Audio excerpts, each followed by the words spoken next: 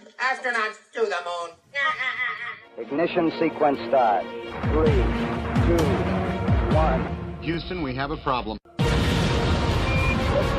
We have a liftoff. We copy you on the ground. You got a bunch of guys about to turn blue. What you're seeing here is a mirage. What's going on, everyone? It's Jeran back with another video for you today. This video is a response to Sergey Ryazansky.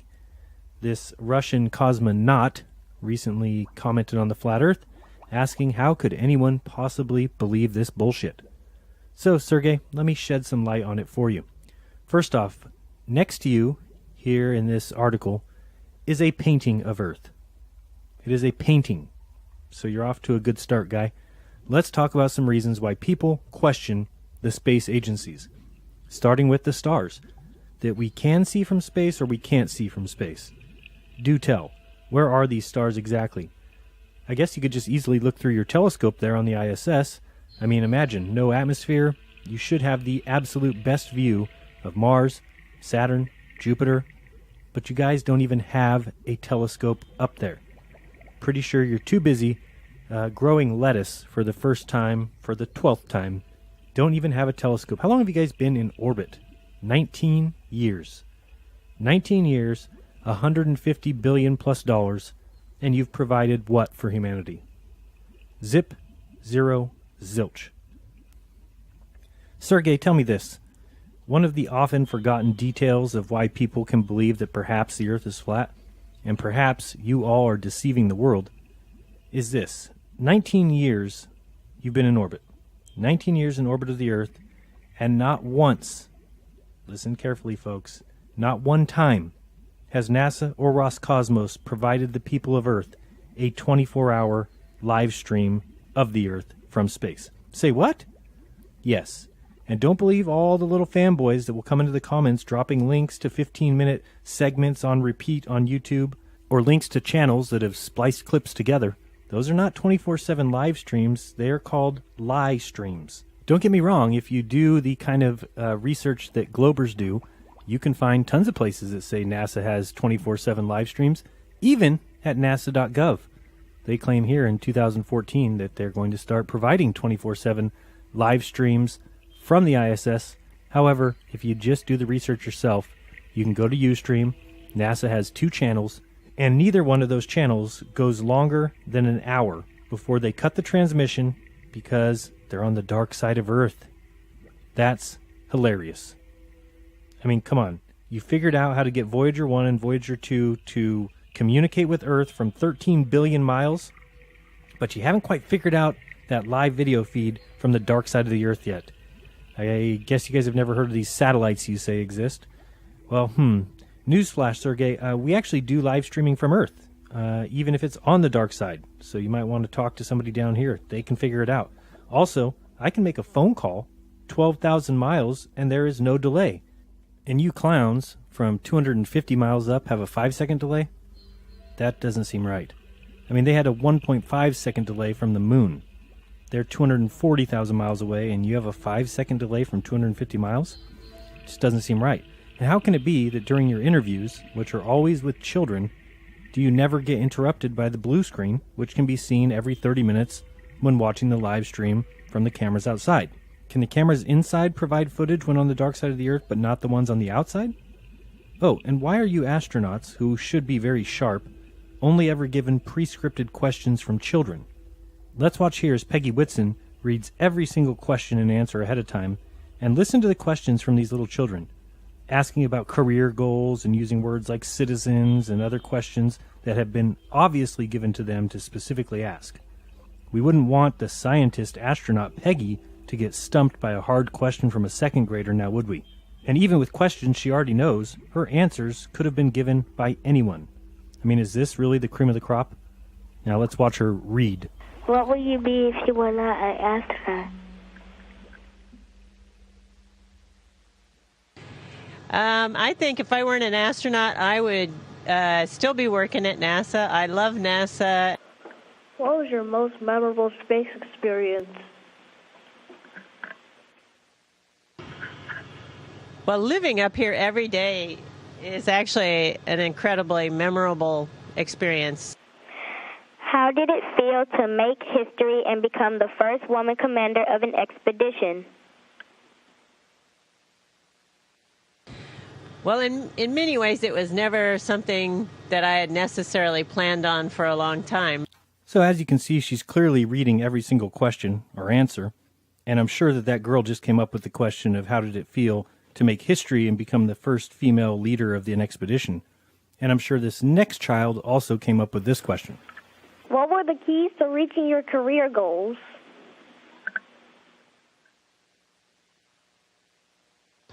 I think that determination and work ethic, I think, were key for me. I had to study really hard in school to do well, but that paid off, that all the studying paid off for me.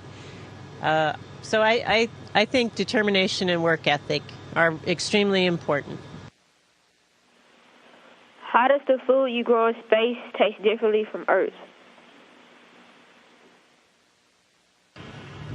That's a good question. We've grown a couple of different things up here in space. When I got here, Shane was already growing some lettuce. When do you think civilians begin to live in space? Actually, that's a really good question. And Did that one stump you, Peggy? Okay. Now listen to this answer for the question of what's the most beautiful thing you've seen from the ISS. This is typical indoctrination. It's the point that needs to be hammered home to these children.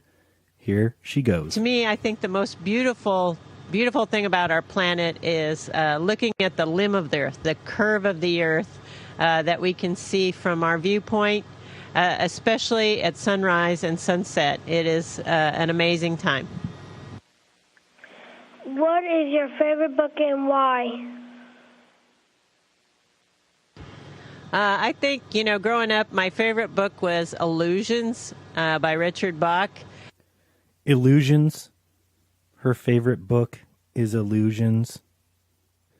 So I hope you're starting to see why people are entertaining the idea of a flat Earth. Let's go back a little bit earlier when I asked you about the stars. Can we or can't we see them from space? I mean, being that we cannot get the answers ourselves, we need you, the astronauts, who are paid by us to tell us the truth. And here's something that no one seems to understand. In space exploration, which is funded by the people of the world, and where it is not possible to have independent witnesses of the actual events, we as people have every right to expect the record to be 100% genuine, honestly portrayed, and honestly represented. So I ask you again, can we see stars in space? Let's ask some astronauts. Whilst From in Mark space, Cameron. This is from Mark Cameron. Whilst in space, have you ever looked away from Earth into the black void?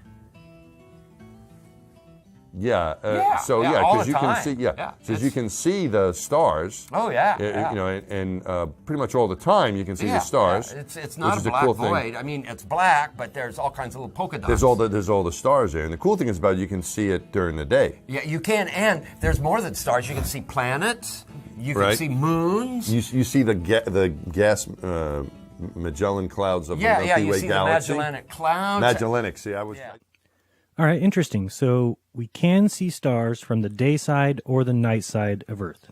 Got We you. went up, and when you're in space and you're looking into deep space and you're on the sun side of the orbit, the sunlight washes out all the starlight, so you can't see any stars, just like here on Earth. But then when you look out into deep space away from the sun, it's the darkest black you can imagine, right? And so what happens is you really lose your depth perception. You can't tell if something's close by or far away, and so all Because the you time. can see, Yeah, because you can see the stars. Oh yeah. And pretty much all the time you can see the stars. Yeah. It's which not is a black cool thing. void. I mean, it's black, but there's all kinds of little polka dots. There's all the stars there, and the cool thing is about it, you can see it during the day. Yeah, you can, and the sunlight washes out all the starlight, so you can't see any stars, just like here on Earth. But then when you look out into deep space away from the sun, it's the darkest black you can imagine, right? Like, are they just brighter than on Earth, or how would you describe it?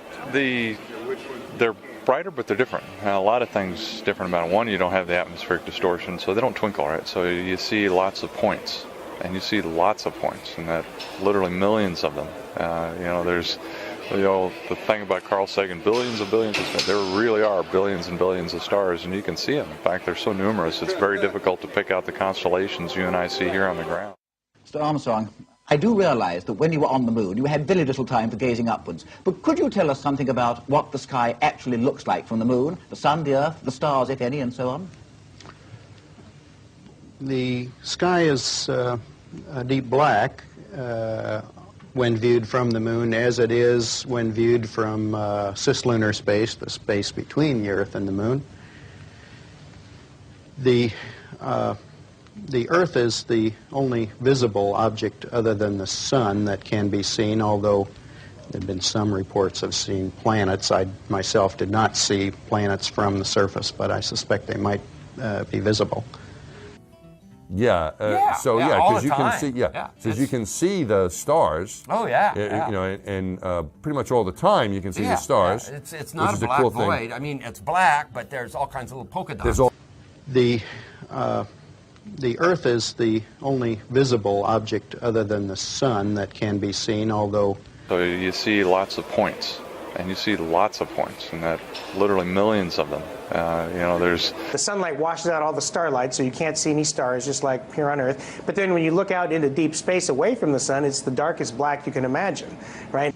The sky is a deep black when viewed from the moon, as it is when viewed from cislunar space, the space between the Earth and the moon.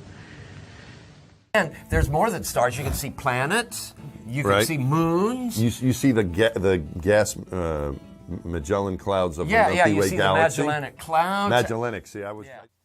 So, Sergey, I mean, I have to ask people, how is it that they believe the bullshit that has come from NASA, Roscosmos, and the other space agencies? Don't we deserve the truth? Tell me, Sergey, who is it that pays your salary? Who pays for your rockets? Who pays for the Soyuz? Who paid for the ISS? Speaking of things that you should be able to see from the ISS through a telescope if you only had one up there, but I guess you're too busy sending up NFL jerseys, footballs, and gorilla costumes to worry about other things like a telescope. But what about Venus?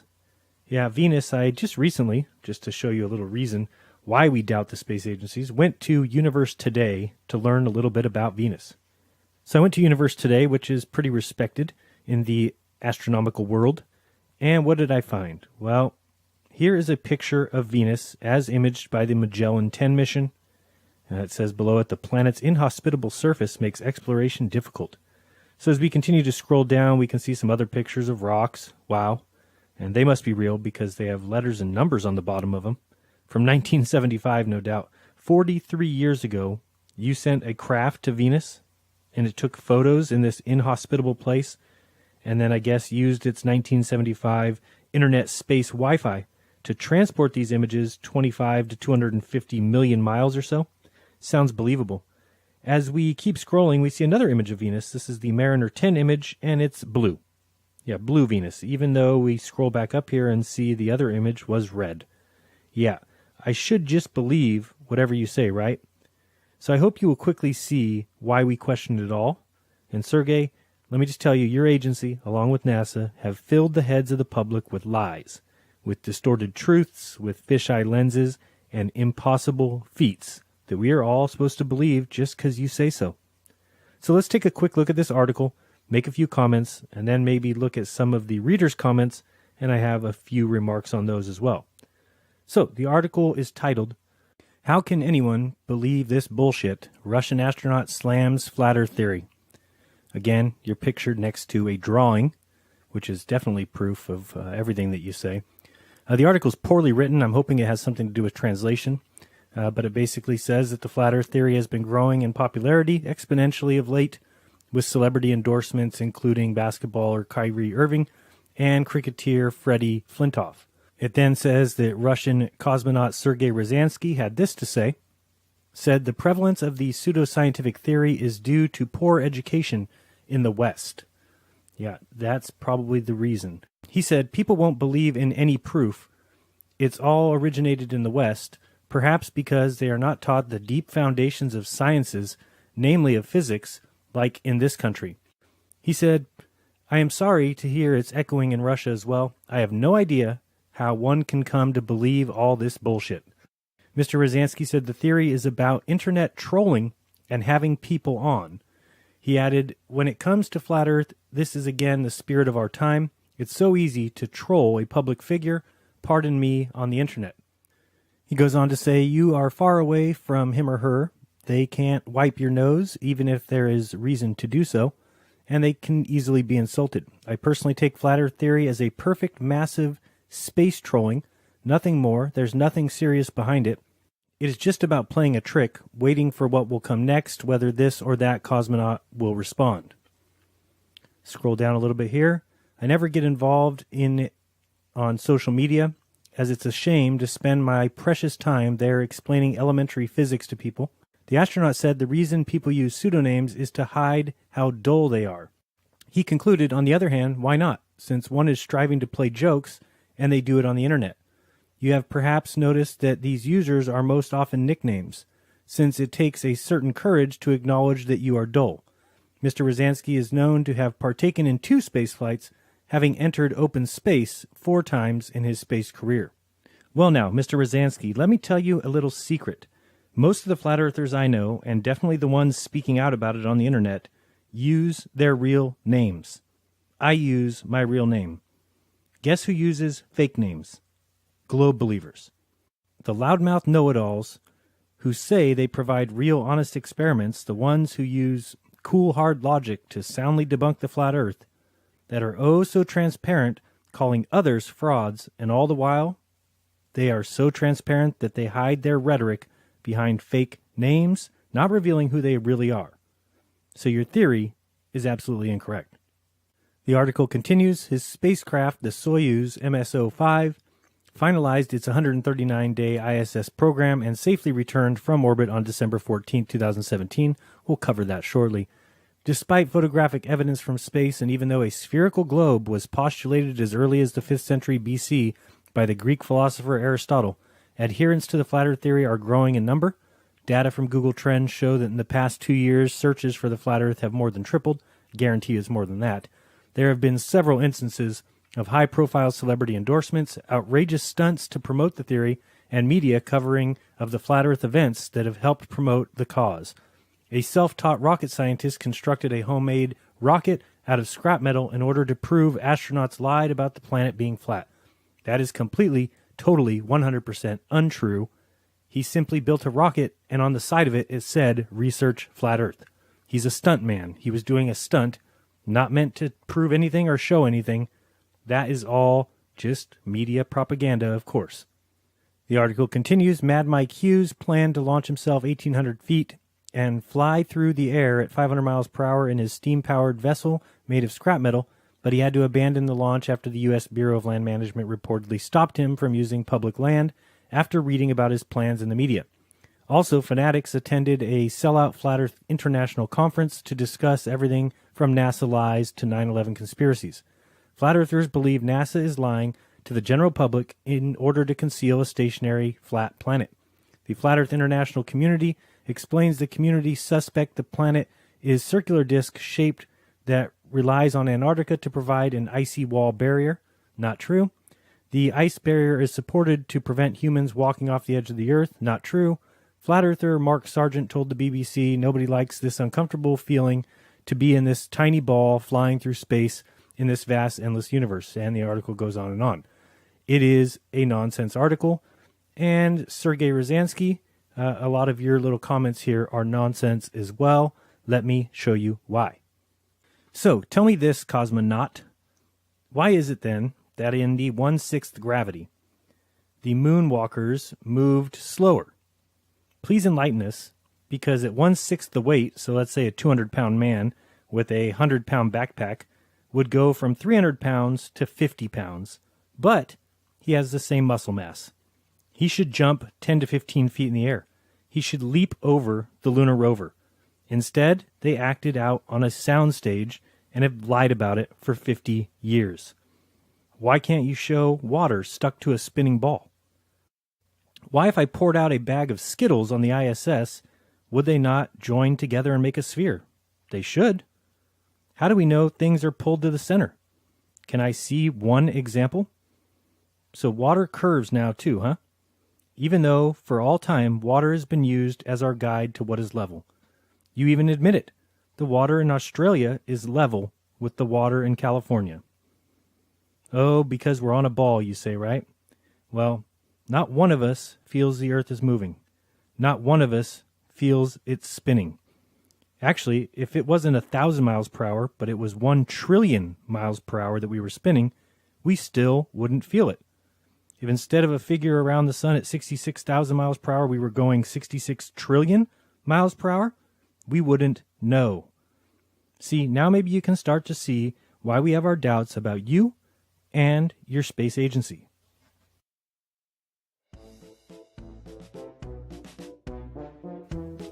Now, what we're watching here is the lunar lander, the LEM, as it connects with the lunar module. And through each of these turns and flips, where exactly were the astronauts? Inside? Standing? Floating? Well, they wouldn't float because they're still under gravity attraction from the moon.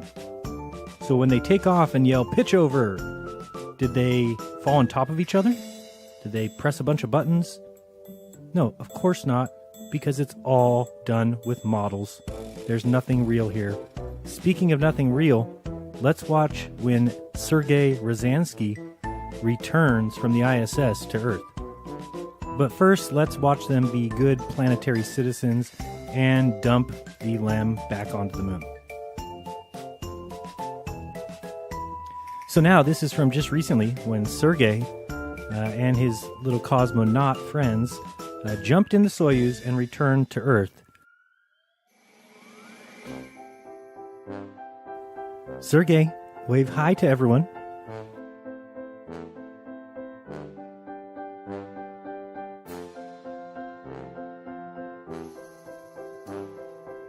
Now, you see this little craft here that is nothing more than a model.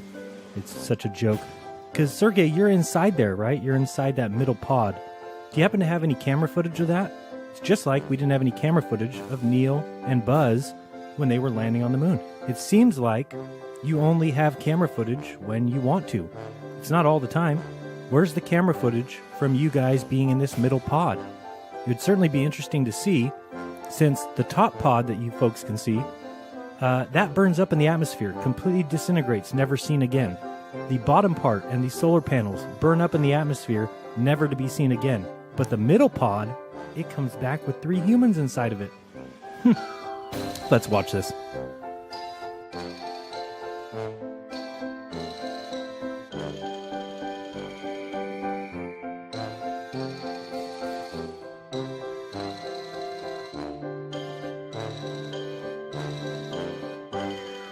What a joke we have, what a fraud we see. We pay liars to lie to our faces, example Sergey Ryazansky. They lie about the sphere, they do us in the rear. Oh, how I hope he never burns up in the atmosphere.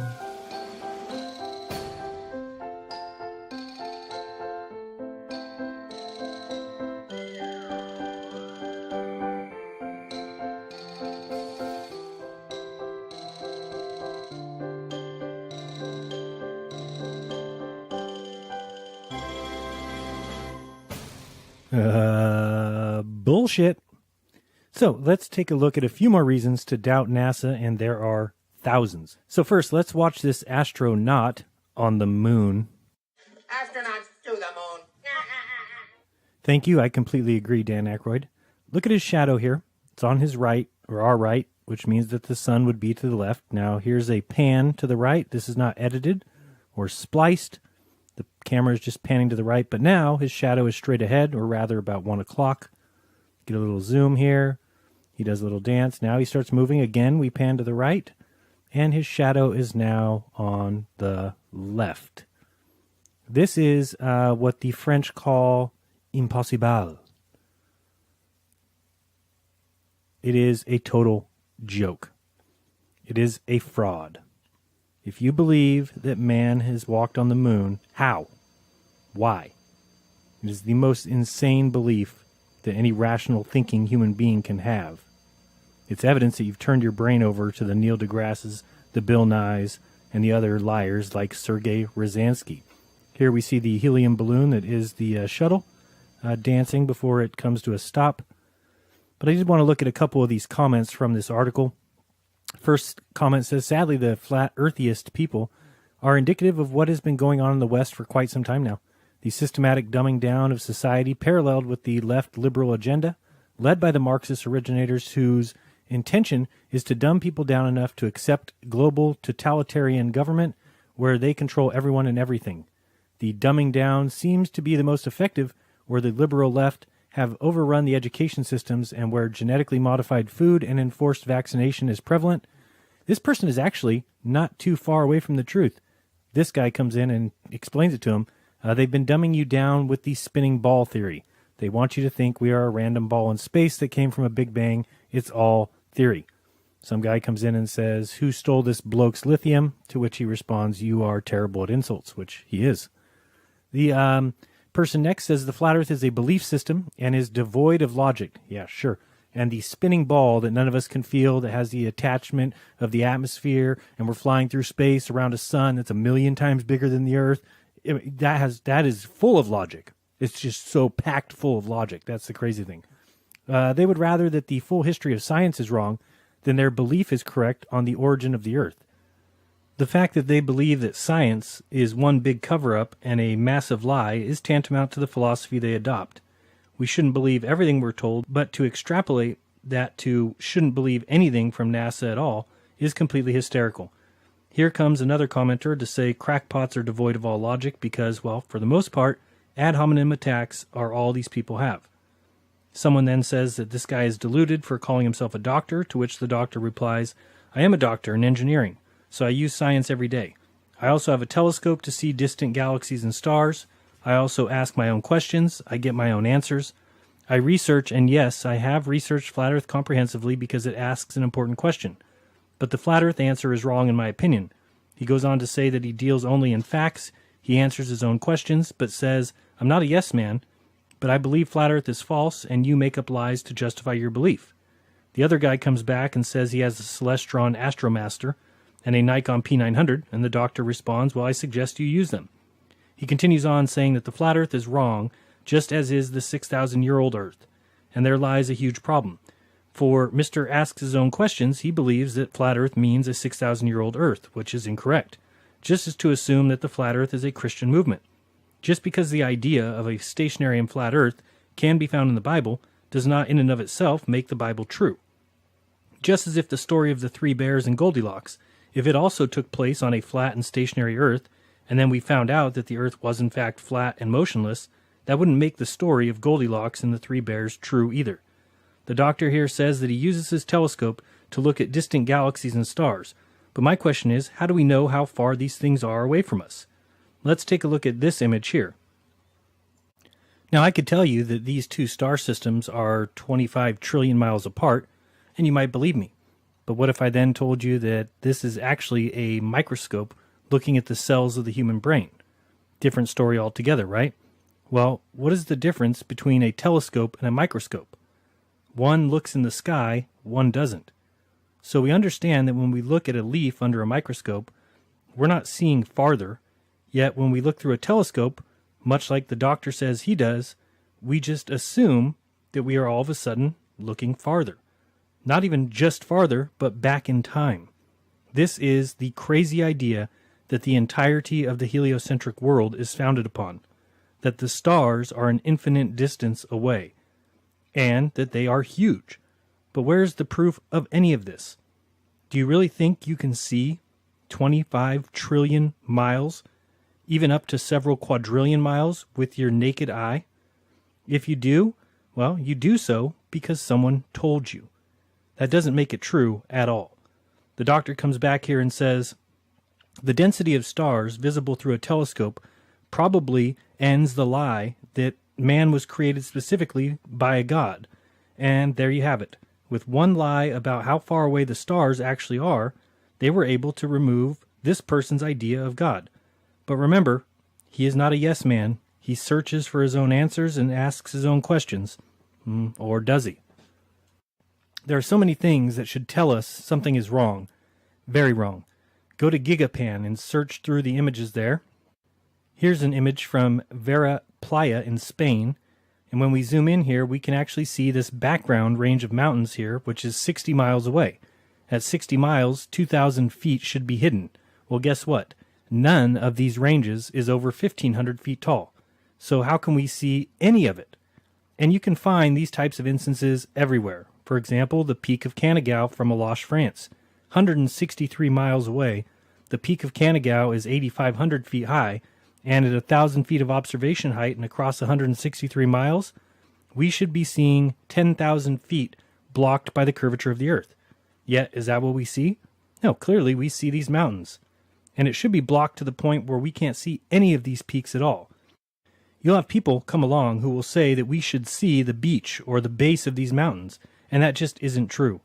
Look into atmospheric magnification and how the atmosphere acts above bodies of water and acts as a magnifying glass or a magnifying lens. But you'll see people run in and try and tell you it's refraction, which again has not been proven, or it's a mirage.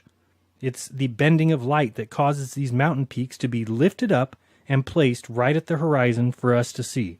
It's simply a crazy belief. So Sergey, while you might ask the question as to how anyone can believe this bullshit, I ask the same question. The space agencies have been everything but transparent. They tell lies and push a model that continues to be disproven over and over again. These mountain ranges are not being lifted up and shown higher than they really are. Let's say for a second that they were. Well then, the water is also being lifted up and shown higher than it is. And this defeats your entire idea that things are being shown behind any curvature at all. It could just be refraction, right? It's the lifting of the water and placing it higher than it really is. And hence displaying things behind this so-called curvature. Well, I agree. Sergey, how can anyone believe this bullshit? I found this recent article that Russia plans on placing a luxury hotel on the ISS. And you dare ask the question how anyone can believe in the flat Earth? I mean, how do people keep buying into your space fantasy of orbiting hotels? I mean, come on, ask Richard Branson how many people he has placed into orbit. Ask Elon Musk. Here we see a shuttle launch, and as always, the scene will cut to a different view entirely. One looking fairly realistic, the second one is an utter joke. We'll watch it another time, just so we can see that everything looks like it's pretty realistic here. And then we'll see that when it separates, of course, we get the CGI version, which completely looks like it's animated, doesn't look real at all. Why do we always have this moment where we go from what looks to be slightly realistic to insanely computer generated? Why, Sergey? Do tell. So, Sergey, please explain how with $52 million a day, all you can provide the world is CGI planets like this and fake images of Saturn like this. I mean, honestly, are we supposed to believe that that is Earth from Saturn? And that this image is a picture of the Earth and the Moon? Then we get to these circular planet images, and they don't even resemble spheres at all. Clearly, they are just drawings, just graphics, not reality. So why is it that you guys are so afraid of showing people what the Earth really looks like? Someone needs to tell the CGI artist on this image that there is clearly a problem, as places like Bulgaria, Turkey, Romania, Hungary, the Ukraine, Poland, Latvia, Estonia, Finland, Sweden, Norway, Svalbard, and more share a time zone with Africa and can't be in the dark, as this image seems to show. So much of the imagery that we see from space is clearly fabrication. Like this view here, which was taken, I guess, on the one and only day in history that no clouds existed. So why is it that every time we get images from space do we have to use a fisheye lens? It really looks like you're afraid of showing something. Why do you have to alter images from space to match what we were all taught in school at such a young age that we had no choice but to believe it? Why, when someone does question it, are we called morons for daring to question the shape of the Earth? Well, Sergey, when I see videos like this, clearly showing the ball image of Earth, it's nothing but a lens effect, then I have every right to question this bullshit. Newsflash, Sergey. People don't want to see Earth wrapped up like a ball. They want to see the truth. If the Earth is a ball, then show it, and clearly it will be shown as a ball. But to always use GoPro lenses to show the Earth as a ball doesn't make a lot of sense. If the Earth is a ball, show real images of the Earth, and it will be a ball. When you use GoPro lenses in every single case, it looks fishy. I mean, here on the screen, you'll see that I keep pausing this image when it's reversed. Now the Earth is concave. So what is supposed to be the truth here, and why are you guys afraid to show it? To me, it looks like somebody has a huge fascination with spheres. Everything must be a sphere.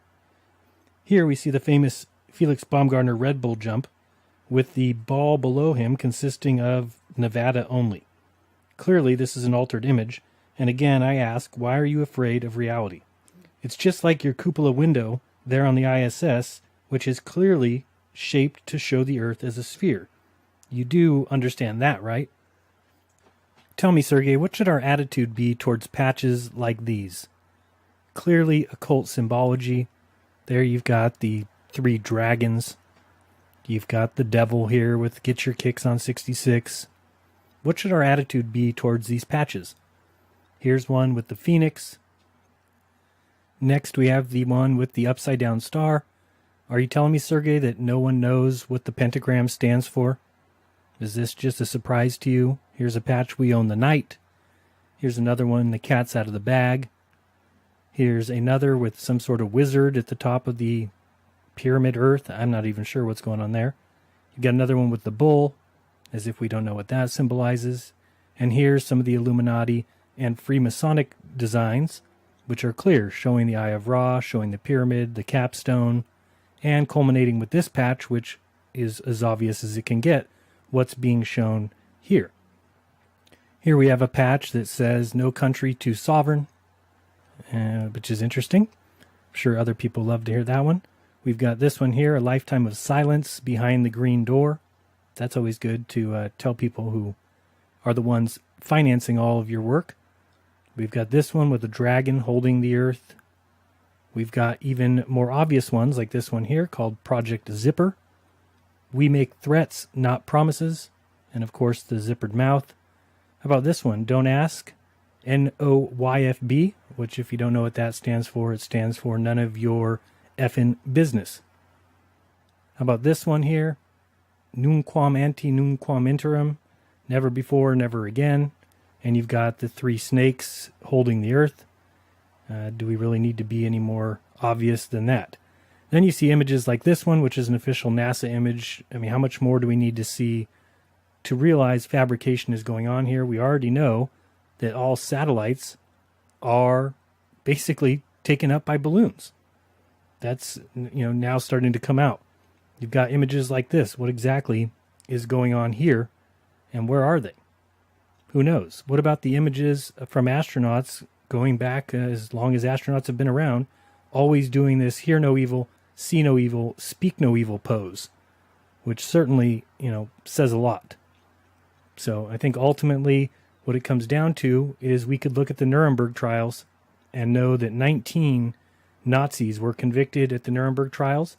The others created the CIA, NASA, Big Pharma, and infiltrated every area of the U.S. government.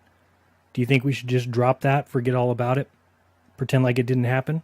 Or should we realize who it is at the helm of NASA and these other big letter agencies?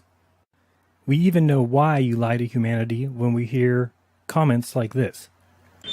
There are some people who have been so inspired by the achievement of what was thought to be impossible that they are now prepared to lift their own sights and believe that it is possible, let's say, to eliminate poverty, if you like, to eliminate tyranny. But still, anything that liberates the human spirit or causes people to believe that hope is worth cherishing is in itself a very significant human contribution. Well, despite what your handlers tell you, Sergey, lying to the human race is not an important contribution to humanity. It's a disgrace. We didn't go to the moon. It's obvious. How long are you going to allow little parrots to run around calling other people names simply because they can see through the lies. Future generations will laugh at ours because of you, Sergey. You think it's for the better.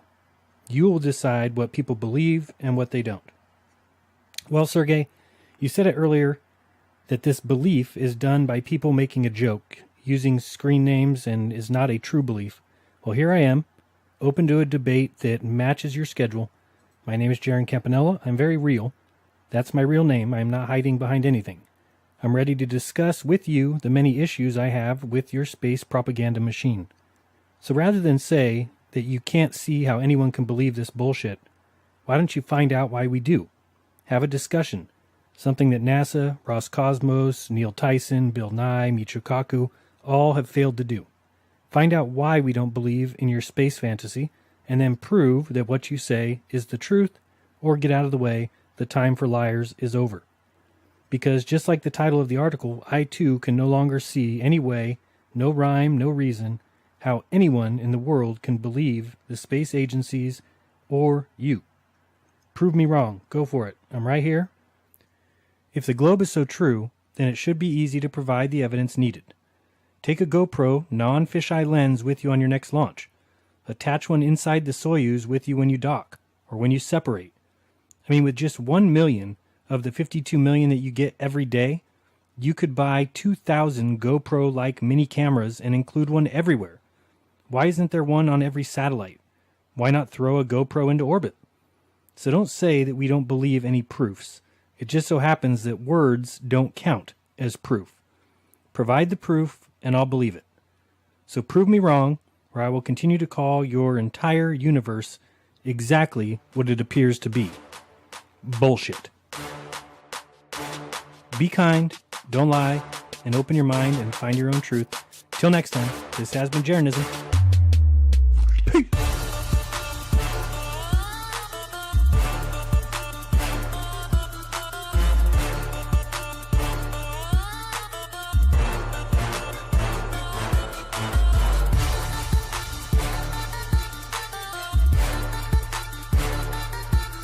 Hey guys, if you appreciate these videos and want to see me make more, please consider a donation, either paypal.me/Jeran or at patreon.com/Jeranism. Your support will help me spend more time on research and more and better quality videos. Huge thank you to those who are already my patrons. You guys are awesome. And if you can't support monetarily, please share my videos if you enjoy them. Thanks again. Peace.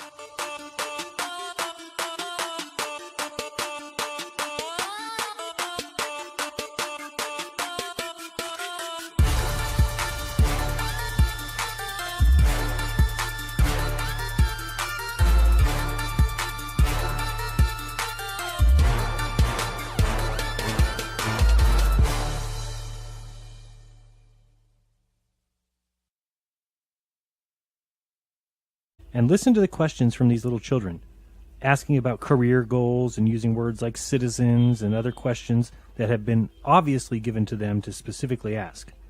We wouldn't want the scientist astronaut Peggy to get stumped by a hard question from a second grader, now would we? And even with questions she already knows, her answers could have been given by anyone. I mean, is this really the cream of the crop? Now let's watch her read. What will you be if you were not an astronaut? I think if I weren't an astronaut, I would still be working at NASA. I love NASA. What was your most memorable space experience? Well, living up here every day is actually an incredibly memorable experience.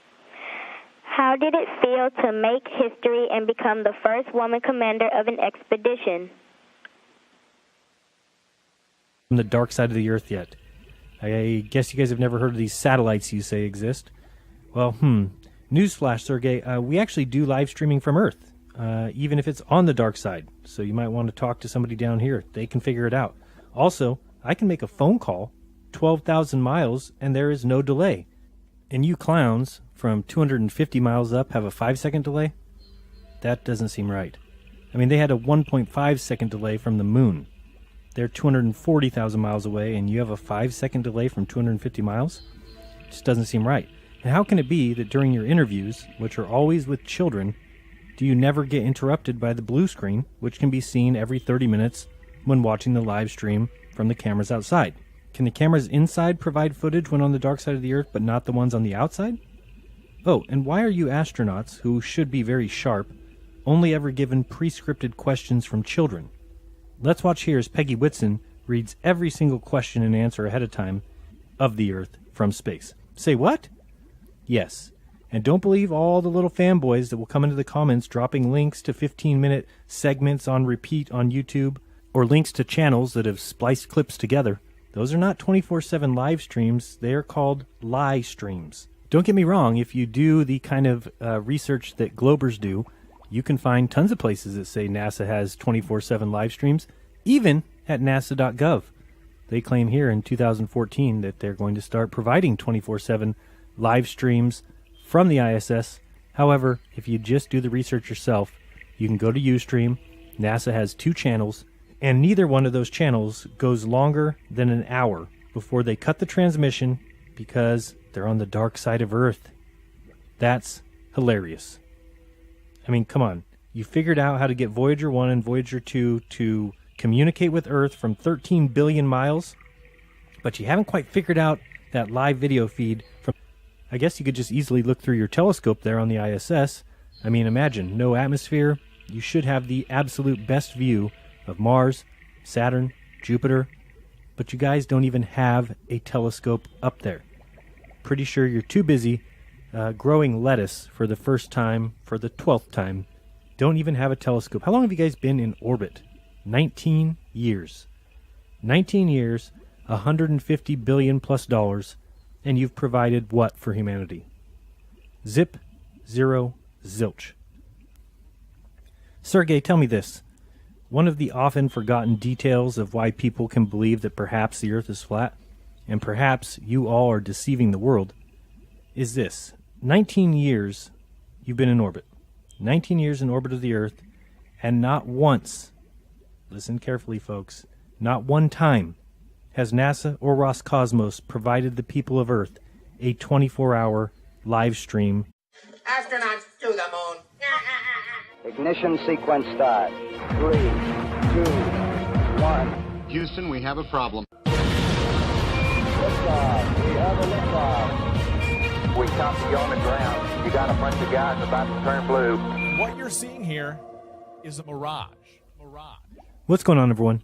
It's Jeranism back with another video for you today. This video is a response to Sergey Ryazansky. This Russian cosmonaut recently commented on the Flat Earth, asking how could anyone possibly believe this bullshit. So, Sergey, let me shed some light on it for you. First off, next to you, here in this article, is a painting of Earth. It is a painting. So you're off to a good start, guy. Let's talk about some reasons why people question the space agencies. Starting with the stars, that we can see from space or we can't see from space. Do tell, where are these stars exactly?